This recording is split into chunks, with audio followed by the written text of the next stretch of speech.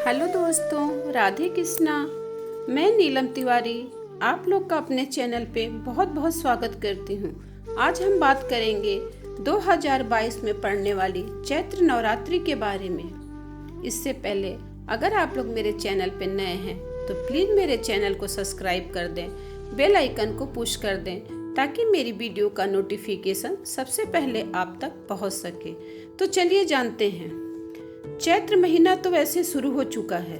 शुक्ल पक्ष की प्रतिस्पर्धा तिथि के दिन से ही नवरात्र शुरू होती है। इसी दिन घट स्थापना भी की जाती है।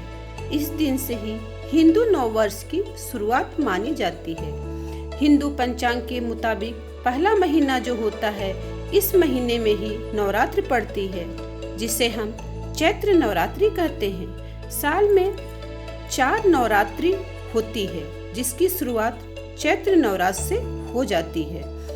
9 दिनों में माँ दुर्गा के 9 स्वरूपों की भक्त लोग पूजा अर्चना बड़ी ही विधि विधान के साथ करते हैं और इस दिन घट स्थापना भी की जाती है और आखिर में कन्या पूजन करके व्रत का समापन किया जाता है। माँ दुर्गा को सुख समृद्धि और धन की देवी माना जाता है। इस साल जो चैत्र नवरात्रि का पर्व है 2 अप्रैल 2022 से शुरू होगा और 11 अप्रैल 2022 तक चलेगा।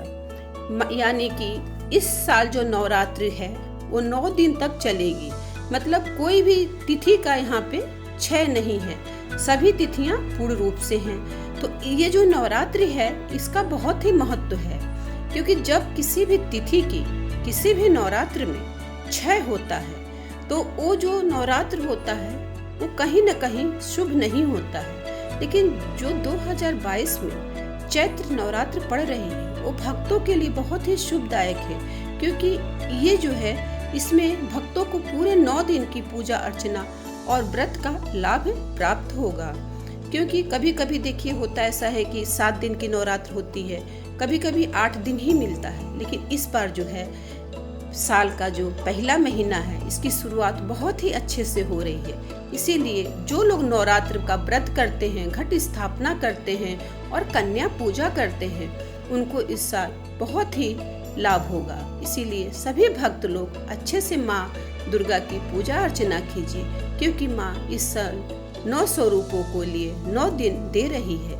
इसीलिए भक्तों से अनुरोध है कि आप लोग इन 9 दिन में माँ का पूजा अर्चना करके माँ भगवती को पूर्ण रूप से मनाइए। देखिए नवरात्रि का जो व्रत होता है ना, इसमें आपका यही है कि आप इसमें लहसुन प्याज बिल्कुल, अगर आप व्रत नहीं भी रहते हैं तो आप लहसुन प्याज अपने घर में उपयोग मत करें। ठीक है, आप व्रत नहीं रह पाते हैं, आप पूजा अर्चना कीजिए, धूप दीप कीजिए और जो तामसिक भोजन है उसका इन 9 दिनों तक आप लोग त्याग करिए। और जो लोग 9 दिन व्रत रहते हैं वो तो पूरे विधि विधान के साथ व्रत आप रहिए। माँ दुर्गा की घट स्थापना कीजिए, ज्वारे बोइए, कन्या पूजन कीजिए। अगर आप व्रत करें तो पूरी विधि विधान के अनुसार माँ की पूजा अर्चना करना चाहिए। इससे जो माँ भगवती होती हैं वो बहुत ही प्रसन्न होती हैं। और ये साल का जो है पहला महीना है, अगर पहला महीना सही निकलता है तो पूरा साल जो होता है वो भक्तों के लिए बहुत ही सुखदायक होता है। इसीलिए सभी को माँ दुर्गा की 9 रूपों की बहुत ही विधि विधान के साथ पूजा अर्चना करना चाहिए। माँ की चौकी लगाइए, माँ की चौकी लगाने के बाद उस पे लाल जो है कपड़ा डालिए, माँ को आसन दीजिए, माँ को चुंदरी चढ़ाइए, माँ को श्रृंगार का जितना भी आपके पास सामान है वो माँ को अर्पित कीजिए। माँ के जो 9 दिन में अलग अलग तरह के भोग लगते हैं, माँ के उन 9 भोगों का भी आप लोग को हम वीडियो देंगे। 9 दिनों में माँ के जो 9 भोग होते हैं उसका भी अपना महत्व होता है। हर दिन एक जैसा भोग माँ को नहीं लगता है, क्योंकि यहाँ पे माँ के 9 स्वरूपों की पूजा हम लोग करते हैं। तो 9 स्वरूपों के हिसाब से उनका जो भोग भी है वो 9 तरह का होता है।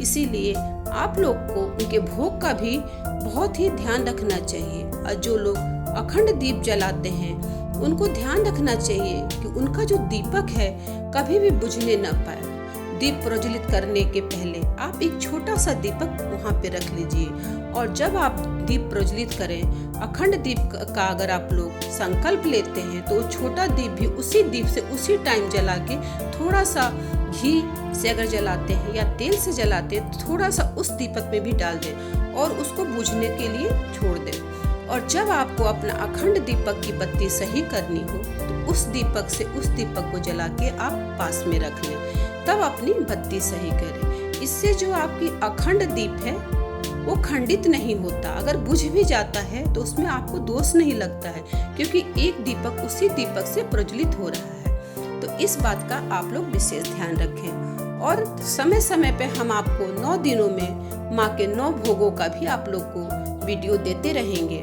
और उम्मीद करती हूँ कि आप लोग को मेरी ये वीडियो पसंद आई होगी, आप लोग के लिए बहुत ही ज्ञानवर्धक होगी।